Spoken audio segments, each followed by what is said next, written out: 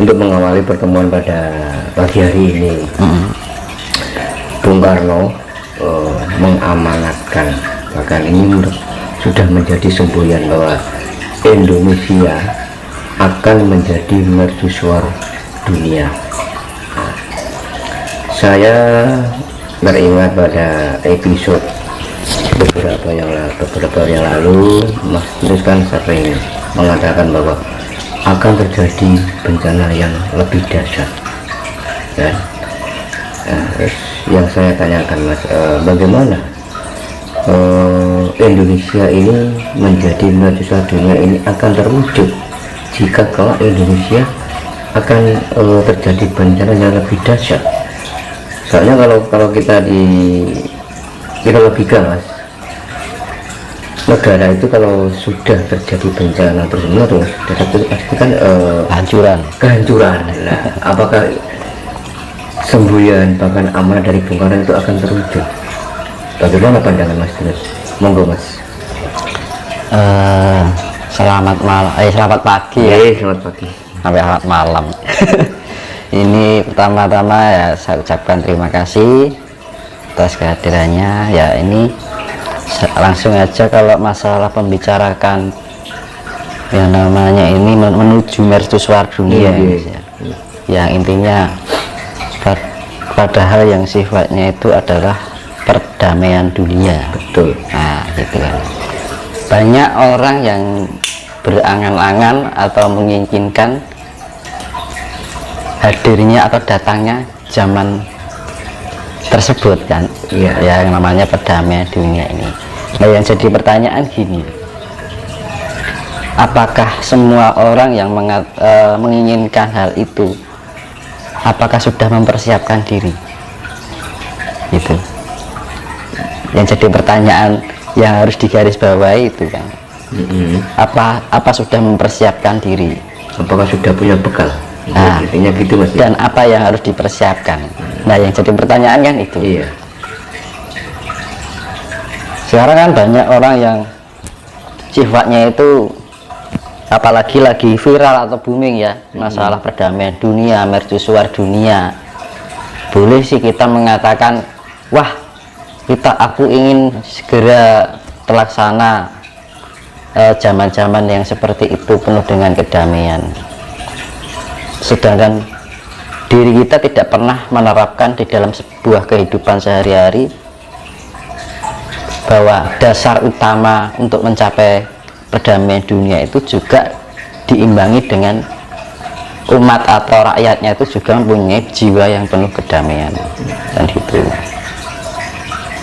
Ya, sedangkan kedamaian sendiri kan, hakikat dari kedamaian itu kan modalnya kan kasih sayang, ya kan? Iya. Sedangkan dunia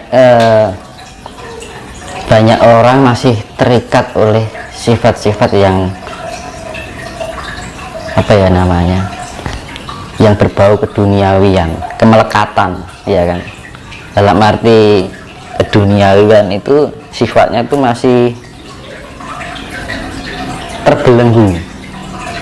Hal-hal yang sifatnya keduniawian, angan-angan, ya kan, keinginan, harapan, tapi tidak menerapkan dirinya pada sebuah pertanggungjawaban hidup, ya kan? Lah, karena gini, boleh sih kita berangan-angan ya, tapi ya itu tadi yang harus kita lakukan adalah pertanggungjawaban itu tadi ya, sebagai persiapan diri kita untuk menuju suatu zaman yang penuh dengan keadilan, kedamaian gitu. Dasar utamanya itu. Sedangkan dari zaman sekarang ini masih banyak kecongkakan, masih banyak angkara murka, ya kan? Jadi semua itu harus kita terapkan di dalam kehidupan dalam diri kita sendiri. Jadi tidak hanya sebatas wacana, tidak hanya sebatas angan-angan, tidak hanya sebatas omongan kan gitu kan. Banyak kita akan menjadi mercusuar dunia ini.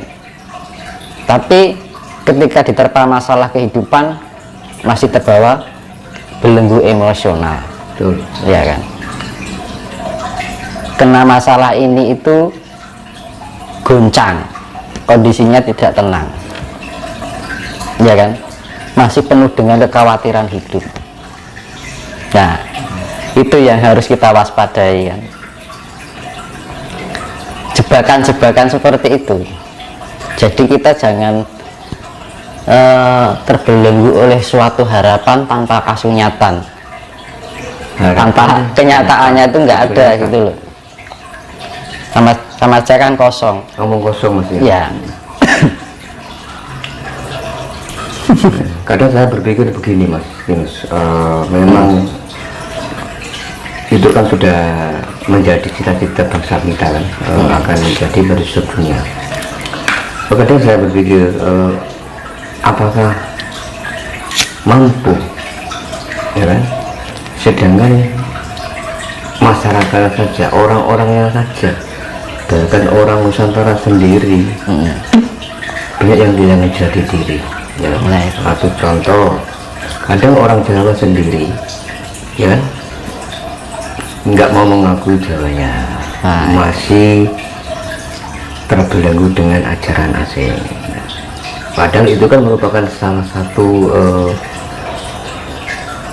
syarat agar tujuan itu tercapai, terwujud. Nah itu bagaimana Mas, cara menyikapi hal seperti itu Mas? Ya karena bangsa kita ini sudah terlalu lama terbodohi. Sebenarnya negara ini pintar, cerdas, leluhurnya kita dulu. Iya, iya. Ya semenjak Majapahit ke sini itu pembodohan itu sangat luar biasa.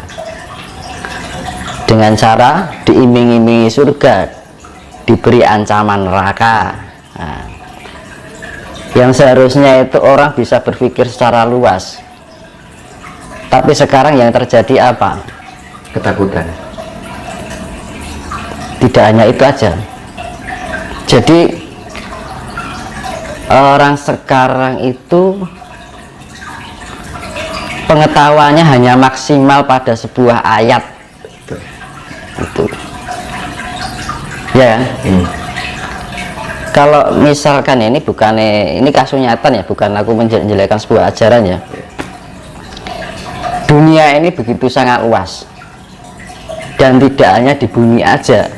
Bumi ini adalah mikro dari alam semesta, dan kita mikro dari bumi ini. Bayangkan kalau kita membuat sebuah pengetahuan tentang kesemestaan, kalau kita berkaitan dengan nama, atas nama Tuhan atau Allah, ini menyangkut semesta, universal, ya kan.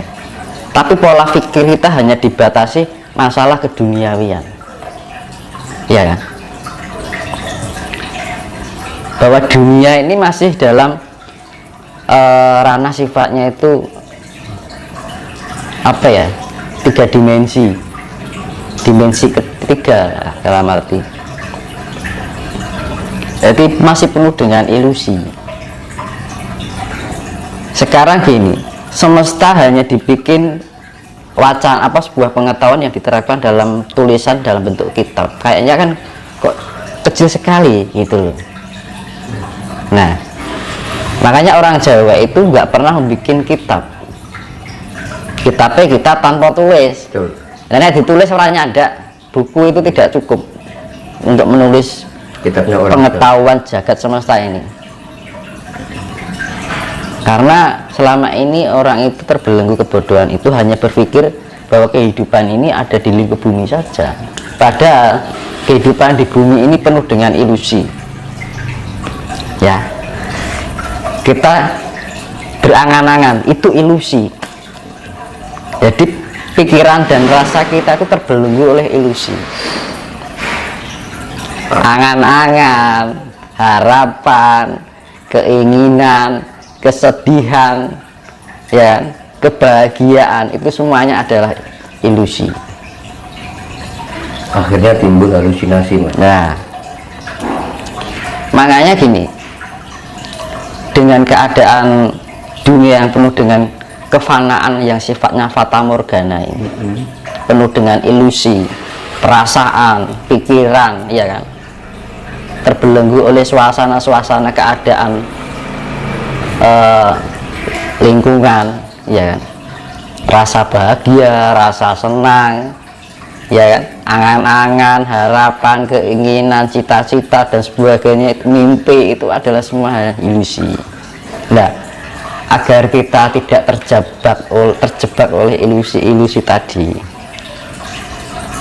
itu kita harus meningkatkan tingkat kesadaran diri. Nah, fungsinya meditasi di situ sebenarnya.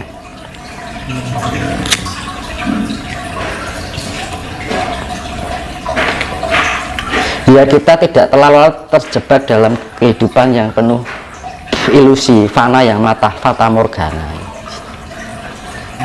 ya kan.